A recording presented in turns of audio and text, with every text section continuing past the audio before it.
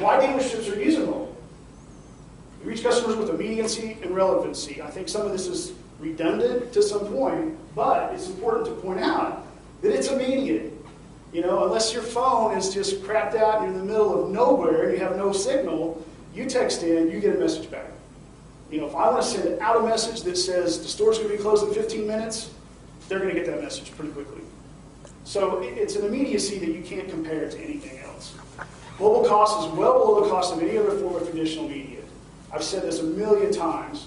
If you build a mobile database of your loyal customers, say you have 5,000 people in a database, go to a radio station or a newspaper or a TV station and say, I want to spend $1,000. I want you to advertise to my loyal customers, only 5,000 of them, 4 times this month. It's not possible. You can't do it. Nobody can do that. But you can do it. You can build the audience. You can message them. You can communicate with them. And it's so much more affordable to communicate that way than to do the shotgun approach and run a radio campaign and not get anything out of it and not have anything to measure at the end of all of it. Leverage existing database of customers that's not used to its fullest value. Every client that I've had the opportunity to work with in the power sports industry has an enormous amount of data they've collected. Through bike sales, through service, whatever it might be, you guys ask for the information, and the customers give it to you freely in most cases. If you're not using that data to email, to call, to follow up, I mean, you're obviously missing an opportunity.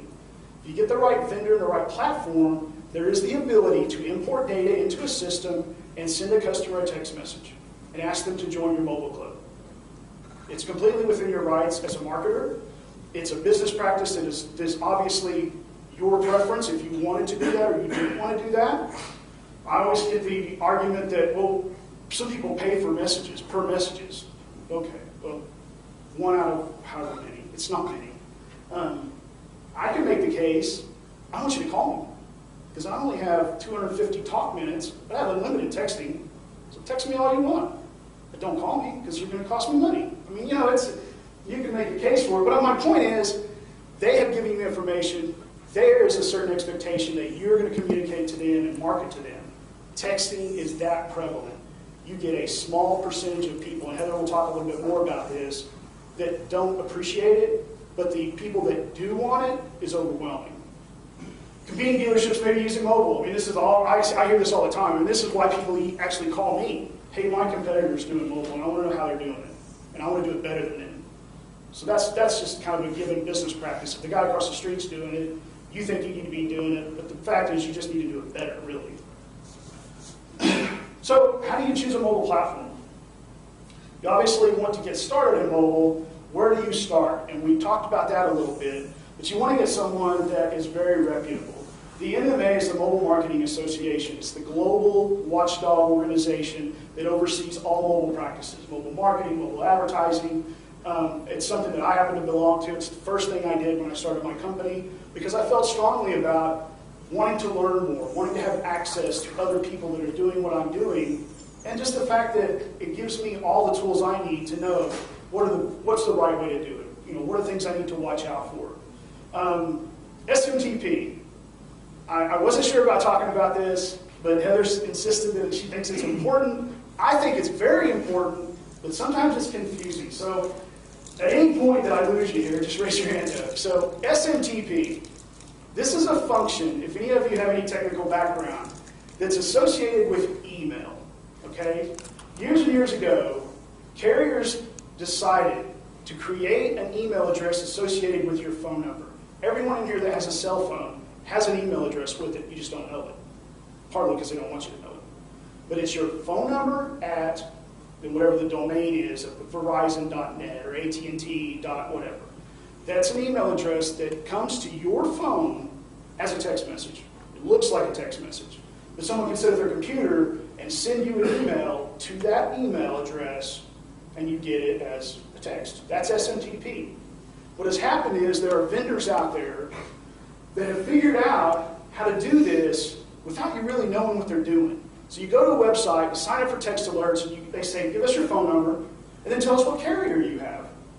Well, then under the covers, they marry those together because they know the function and the structure of how these emails are built with every carrier. then they send you texts out using SMTP. Now, that part of it's not so bad. The bad part of it is the carriers hate it.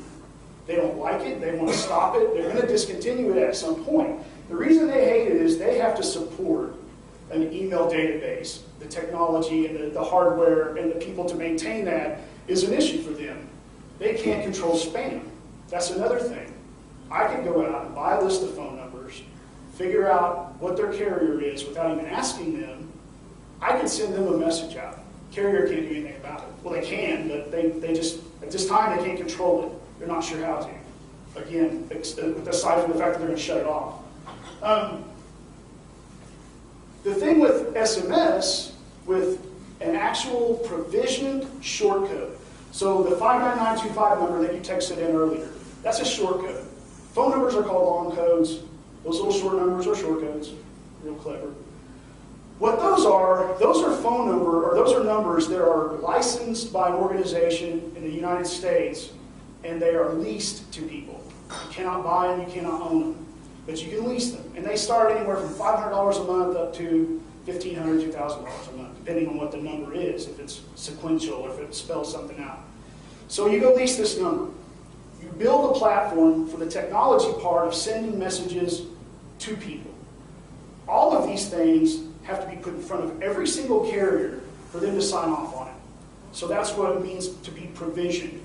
If that number has been approved by AT&T, by Verizon, by T-Mobile, what that does then is that tells that carrier that when anything comes from that number, it's okay.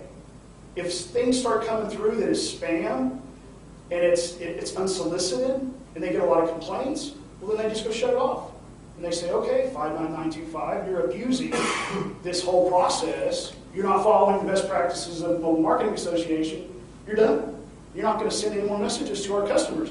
I don't know if any of you remember the story about a year and a half ago. T-Mobile decided that they didn't want any of their customers to get messages about medicinal marijuana. Okay? That's fine, whatever. They made a judgment based on whatever, social meaning that they had in it. The fact of the matter was the company that were sending the messages out was being, they had contracted with this medicinal marijuana business in California. People were opting in through the shortcode to get messages about the product. Nothing was spammed, nothing was being done, nothing was being done wrong. T-Mobile just decided, well, we don't like this. So they shut off that carrier, or that provider's shortcode entirely. So every other business that was on that platform was affected by this, not just the medicinal marijuana company. It was a huge fallout. There was a big lawsuit about it. But the point of it was that these carriers hold such control over things like these shortcodes. In some aspects, it makes it kind of scary, but it also should give you confidence that if you're working with the right vendor, they're not going to screw it up. If I were to screw up and spam people, I'd be out of business, and it wouldn't take much to happen. I mean, it's going to happen. It's happened. Support offered, basic things like this, client portfolios, references. I mean, you're not going to go out and find a company to do business with and not ask questions. I mean, you want to know what they can do, what they're capable of. What other businesses do they work with? Are they reputable? These are all just really basic things, I think, that you would agree that's important when you're spending money with someone.